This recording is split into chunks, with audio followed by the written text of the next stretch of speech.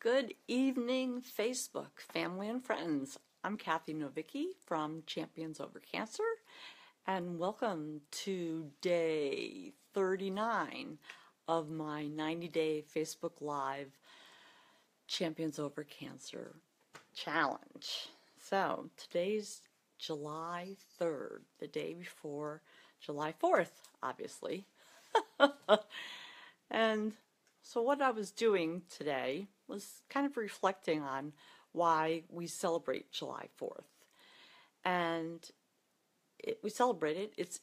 It is America's Independence Day. And millions of people came to the United States for better opportunities. They came to have better lives.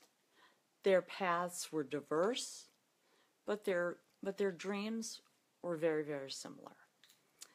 But dreams don't just happen. They require many things. They require planning and goals and persistence and a lot of luck, too. So, putting my life together after cancer for me was somewhat like celebrating my independence from cancer. So, but I don't just celebrate it on one day. My celebration for being cancer-free takes place every single day. And that's because I value every single day for being alive. And there are and were millions of people who have come to the United States and are presently in the United States that continue to keep us safe for our freedom and for our ability to speak our minds and to have social media and to be a free country. And so when I get up every morning, I know what my world is. I know what I can do. And it's up to me to make my path as a cancer-free patient. And my path has been, it's required a lot of things. It's required knowing what I wanted, and that has evolved. It required planning things out, understanding where I wanted to end up, and there were frequent missteps, and they continue to be. But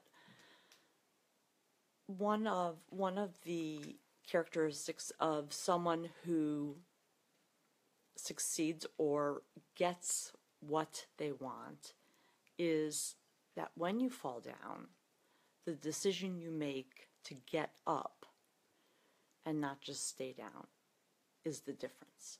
And to my hospital friends and family, no, I don't fall on a frequent basis, because you'll put me on a fall risk and then I'll have to wear a yellow band on my wrist. But in the broader sense of the word, yes, you fall, you fail forward. And depending on what you do, the decision you make when you falter is what propels you forward. And my journey, if you've been following this, you know that it's been 7 years since my diagnosis and 6 years since I've been cancer-free. And a lot has changed in my life, personally and professionally, and so the journey evolves, and what you want evolves, and I think that's just a natural part of your life's evolution, really. But I don't know where we were talking about. I was talking to a colleague about her daughter is a junior in high school, and they're starting to look at the colleges, and we got talking about knowing what you truly wanted to do when you're a junior in high school, when you're a senior in high school, and how often does that happen? And 98%, I would guess, they don't know. And my husband, who's over 50, says, I still don't know what I want to be when I grow up. But I was one of a very unique population, limited population, that I knew what I wanted to do from a very young age. And I set out to do it. It wasn't easy. I had to take roundabout routes because I couldn't take the straight path, but it's what I wanted and it's what I achieved. And so now, after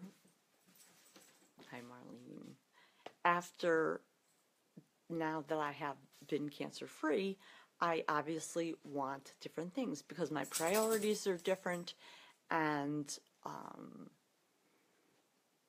my perceptions are different, and so therefore I've had to learn new skills.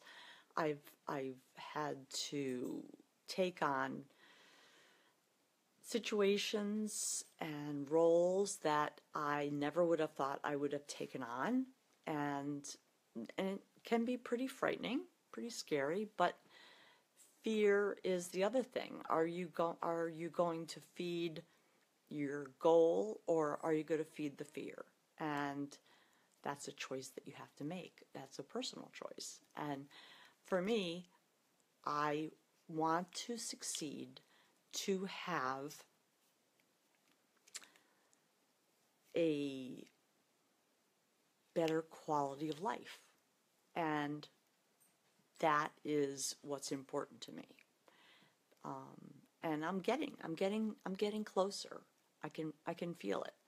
And some days are easier than others, and it's part of the journey. And so if I can do this, ups and downs and learning new skills, but still falling down, getting back up, and being propelled forward, I'm doing this for me, and it has now become my passion to look to the 14 plus million cancer-free individuals in the United States, a number that is growing exponentially every day, every week, and say, if I can do it, then everyone has the opportunity to do it. And if they don't have the resources to grow, learn new skills, and settle issues that still perhaps remain from when they were in acute therapy, why can't there be a network, a system, a platform to help these cancer-free individuals succeed and have a better quality of life, and just improve their life in general? And that's what Champions Over Cancer is all about. If I can do it, and it's not, it's a journey. It's a journey. Yeah, 10 a.m. would be fine.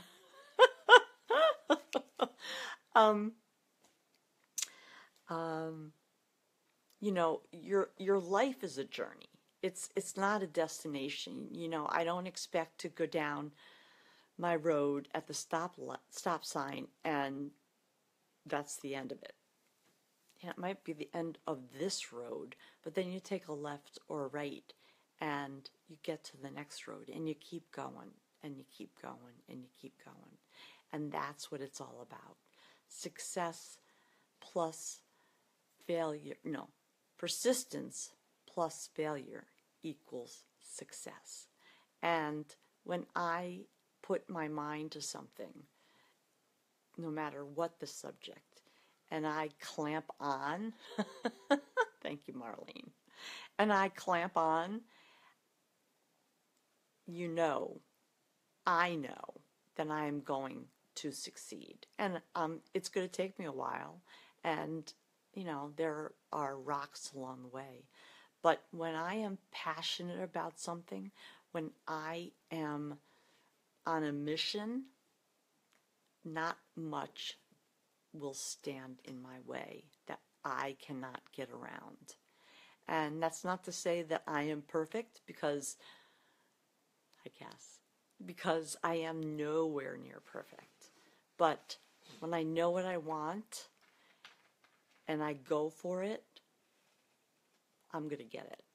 So, for Champions Over Cancer, I am Cathy Novicky, and I hope that people who have been following me for a short period of time or a long period of time, this is what, day 39, you know, getting the message out there and starting a conversation to change the culture of cancer-free is the first step. And it's really a grassroots beginning, because this subpopulation of the cancer community is one that has been, my belief, been neglected for many, many years.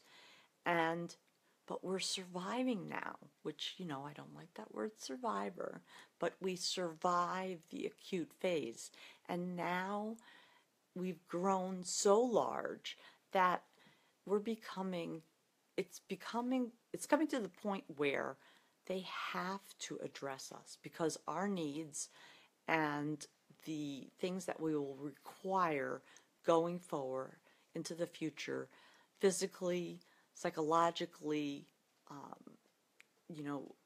professionally, employment, legal, all this stuff like that it's starting to have an impact, not only just the cancer community in terms of the treatment facilities, etc., but it's starting to have a large impact on society in general. And that's because we're living longer, and therefore we're requiring the services and whatever else you need as you age, as you know, you live year after year. But we are a unique population, because we have had and battled and come out the other side of cancer. And so that's what we celebrate. Just like America celebrates July 4th, Independence Day, I celebrate Independence Day every single day, because that is my life after cancer. And so if I can do it, everybody can do it. And that Champions Over Cancer is here to stay and here to make it happen. So tomorrow I'll speak to you.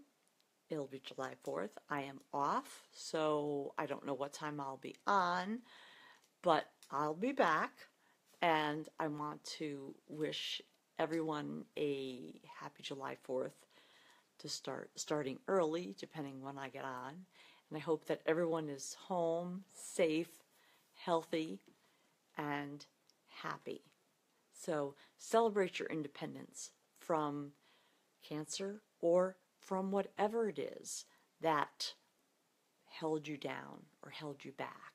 Because with a little will and a lot of persistence and pit bull-like jaws, you could do it. So I'll see you tomorrow. Everybody have a good night, and peace.